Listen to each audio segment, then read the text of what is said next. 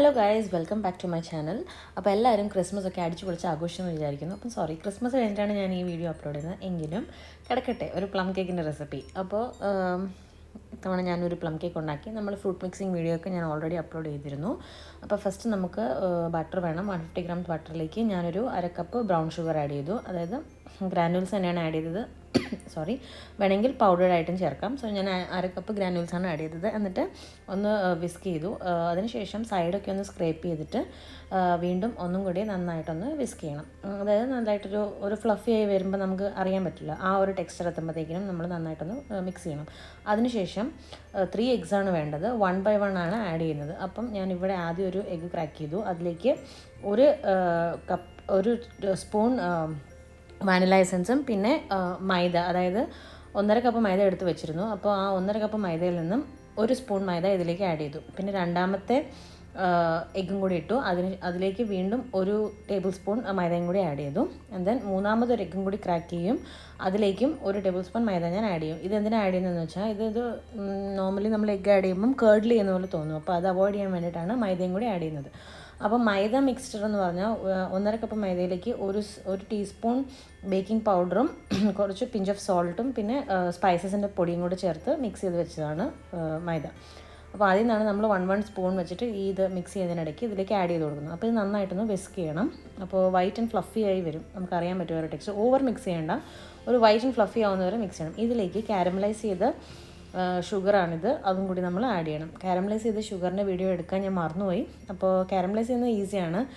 അര cup sugar എടുക്കുക, അതൊന്ന് കാരമലൈസ് ചെയ്യുക. അതിലേക്ക് ഒരു 1/2 കപ്പ് തിളച്ച വെള്ളം ഒഴിക്കുക. എന്നിട്ട് ആവശ്യമുള്ള കൺസിസ്റ്റൻസി വെച്ച് കുറുക്കിയെടുക്കുക. അത്രയേ ഉള്ളൂ. കരിയാതെ നോക്കിയാൽ മതി. അപ്പോൾ അതും കൂടി ഒന്ന് ആഡ് ചെയ്തിട്ട് ഒന്ന് ജസ്റ്റ് ഒന്ന് മിക്സ് ചെയ്തെടുക്കണം. ഓവറായിട്ട് മിക്സ് ചെയ്യേണ്ട, ഫ്ലഫിനെസ്സും ടെക്സ്ചറും ലൂസാവും.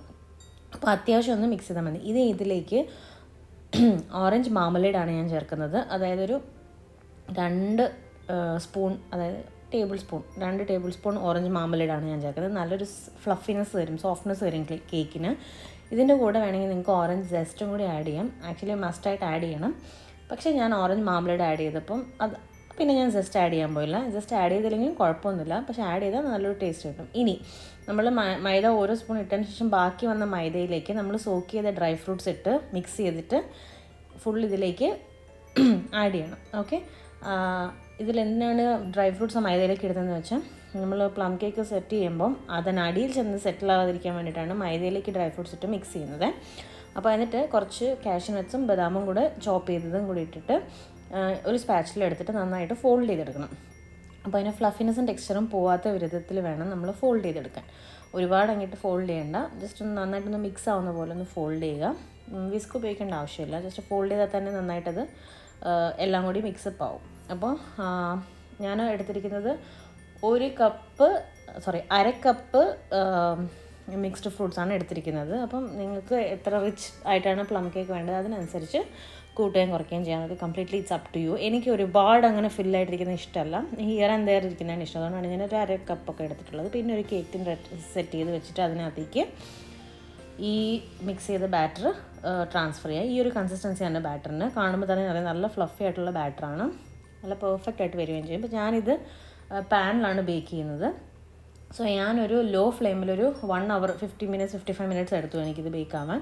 എന്നിട്ട് ജസ്റ്റ് ഞാൻ ഇതിന് നടുക്കുന്ന ഞാൻ കുറച്ചിങ്ങനെ മാറ്റി വെക്കണം. പൊങ്ങി വരുമ്പോൾ ഓവറായിട്ട് പൊങ്ങി വരാണ്ടിരിക്കാം. പിന്നെ ജസ്റ്റ് ഒന്ന് ബബിൾസൊക്കെ മാറ്റാൻ വേണ്ടി ജസ്റ്റ് ഒന്ന് ഫോക്ക് വെച്ച് റൺ ചെയ്യുക. അതിന് മുകളിൽ കുറച്ച് കാഷ്യൂസ് വെക്കാം. എന്നിട്ട് ബേക്ക് ചെയ്ത് വെക്കാം. ബേക്ക് ചെയ്ത് കഴിഞ്ഞപ്പോൾ നല്ല അടിപൊളിയായിട്ട് വന്നിട്ടുണ്ട് കേട്ടോ. നല്ല സോഫ്റ്റ് എന്ന് പറഞ്ഞാൽ അത്ര സോഫ്റ്റാണ് ആ കേക്ക്. പിന്നെ ഇത് ഡിമോൾഡ് ചെയ്യാം ചൂടാറി കഴിയുമ്പോൾ. ഡിമോൾഡ് ചെയ്തിട്ട് നിങ്ങൾക്ക് കുറച്ചൊന്ന് ചൂടാറി കഴിയുമ്പോൾ ഇതിന് മുകളിലേക്ക് വേണമെങ്കിൽ റമ്മ് കുറച്ച് സ്പ്രിങ്കിൾ ചെയ്യാം. ഞാൻ സ്പ്രിങ്കിൾ ചെയ്തിരുന്നു. അപ്പോൾ റമ്മും കൂടെ കുറച്ച് ബ്രഷ് ചെയ്ത് വെക്കാം. എന്നിട്ട് ഒരു അലുമിനിയം ഫോയിലിൽ പാക്ക് ചെയ്ത് വെച്ചിട്ട് നെക്സ്റ്റ് ഡേ എടുക്കുന്നതാണ് ഒന്നും കൂടി ടേസ്റ്റ് കേട്ടോ. അപ്പോൾ ഇതിപ്പം നെക്സ്റ്റ് ഡേ ആണ്. ഞാൻ ഇതിൻ്റെ മുകളിൽ അലുമിനിയം ഫോയിൽ വെച്ചിട്ട് കവർ ചെയ്ത് വെച്ചിരുന്നു. എന്നിട്ട് ഞാനത് നന്നായിട്ട് പാക്ക് ചെയ്ത് വെച്ചു. അപ്പോൾ ഞാൻ ജസ്റ്റ് അതിൻ്റെ മുകളിൽ റേസിൻസും കാഷ്യൂസും ജസ്റ്റ് ഒരു ഡെക്കറേഷന് വേണ്ടി വെച്ചതേ ഉള്ളൂ.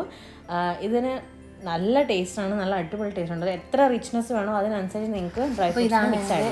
ഫേവറേറ്റ് ആയിട്ടുള്ള പ്ലം കേക്ക്. അപ്പോൾ ഇത്തവണ എനിക്ക് ഭയങ്കര ഹാപ്പിനെസ് ആണ് കേട്ടോ. ബിക്കോസ് ഞാൻ ഫസ്റ്റ് ടൈം റമ്മിൽ സോക്ക് ചെയ്തിട്ടുണ്ടാക്കിയ ഒരു പ്ലം കേക്കാണ്. അപ്പോൾ എനിക്ക് ഭയങ്കര സാറ്റിസ്ഫാക്ഷനാണ്, ഭയങ്കര സന്തോഷമാണ് ഈ ഒരു കേക്ക് സക്സസ്ഫുൾ ആയിട്ട് വന്നപ്പോൾ. അപ്പോൾ ഞാനത് കട്ട് ചെയ്ത് കാണിക്കാം. കട്ട് ചെയ്ത് നോക്കുമ്പം നിങ്ങൾക്കറിയാം എത്ര സോഫ്റ്റ് ആൻഡ് യമ്മിയാണെന്ന് വെച്ചാൽ ലൈക്ക് നമ്മൾ ബേക്കറി വാങ്ങുന്ന അതേ ടേസ്റ്റ് നമുക്ക് വീട്ടിലുണ്ടാക്കാം. പിന്നെ നമ്മൾ വെറുതെ അതിനെ പുറത്തുനിന്നൊക്കെ വാങ്ങേണ്ട ആവശ്യം, വീട്ടിൽ തന്നെ നല്ല സൂപ്പറായിട്ട് നമുക്ക് ഉണ്ടാക്കാം. ഇതാണ് എൻ്റെ കേക്കിൻ്റെ ടെക്സ്ചർ. നല്ല അടിപൊളിയായിട്ട് നിങ്ങൾക്ക് കാണുമ്പോൾ തന്നെ അറിയാം, നട്ട്സും ഡ്രൈ ഫ്രൂട്ട്സും ഒക്കെ ഉണ്ട്.